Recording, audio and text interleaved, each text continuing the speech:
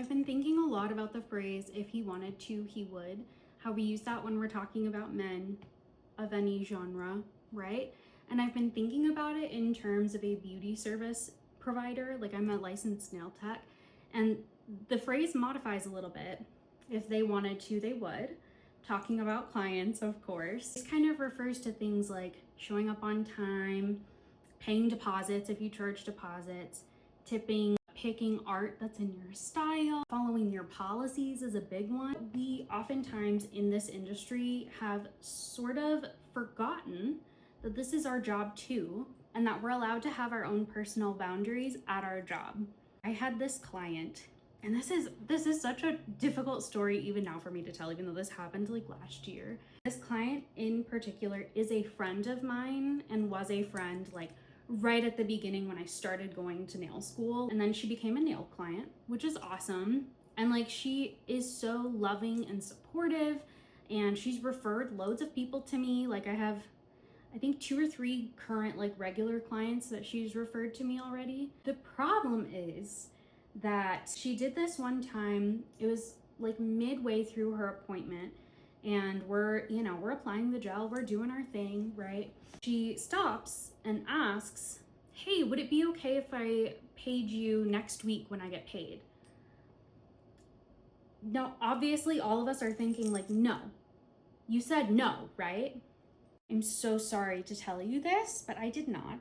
I think I was in a state of shock because no one had ever asked me that before. Like, you would not go to the grocery store, have them ring up your whole cart of items, midway there be like, hey, can I pay you for the groceries next week? Like, nobody would do that. You would not do that. And so like, why would we do that to a beauty service provider? Just in general, but then also a friend.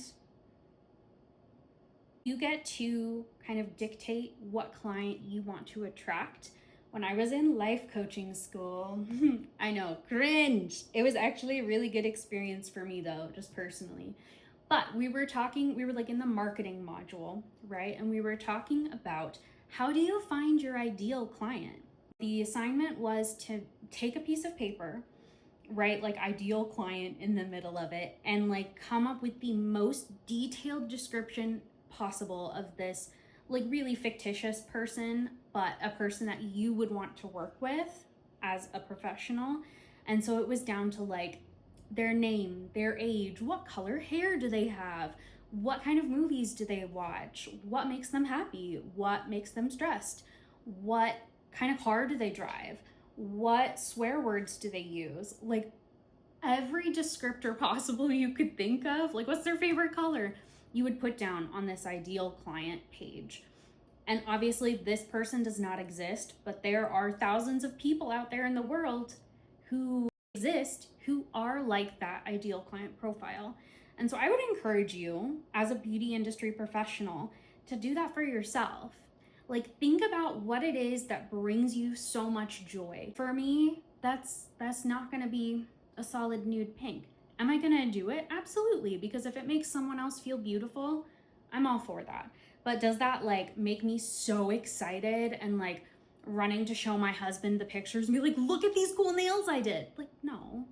Think about the things that really make you excited, and then think about the type of person that wants those things. And once you get kind of a profile of this person, it is going to be so much easier to figure out how you want to market that. If we're talking about, I want to market to nail clients who really love like all the glitters, the cat eyes, the chromes, the like special effects, the charms, the 3D, like all this really cool stuff that I love to do, I'm probably not going to go to like the golf club or the like wellness resort and try and advertise my services there.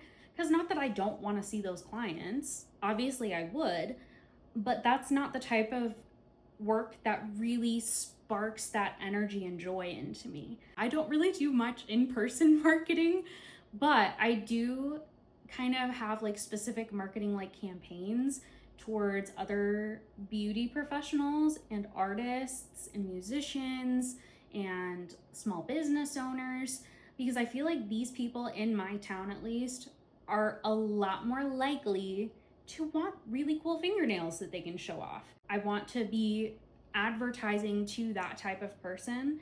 And honestly, I feel like I've done a pretty good job. Like my clients are my ride or dies. I love them truly. They're so supportive of like every move that I make in this business. A lot of them will just come in and be like, hey, do whatever you want. Like that, as a nail artist, oh my gosh, that's like the best feeling ever. And it makes me want to cry every time because I'm like, wow, someone is coming here and paying for my art. I am so honored. What the heck? Like, everyone told me this was never gonna happen for me. The things and the people that spark that feeling in you, that's who you need to go after. So we started off this little chat with, if he wanted to, he would. If your clients want to, they will. It's pretty easy to kind of weed out the clients who maybe they don't respect your policies. Maybe they don't respect you as a person. Maybe they're always late. Maybe they ask if they can frickin' pay you next time or next week instead of paying on the spot, because this is your job that pays your bills too. I would love to continue this conversation. Feel free to drop a comment and follow me so that we can kind of build this community together, support each other, encourage each other, keep each other accountable, all that fun stuff. I hope you have a great day.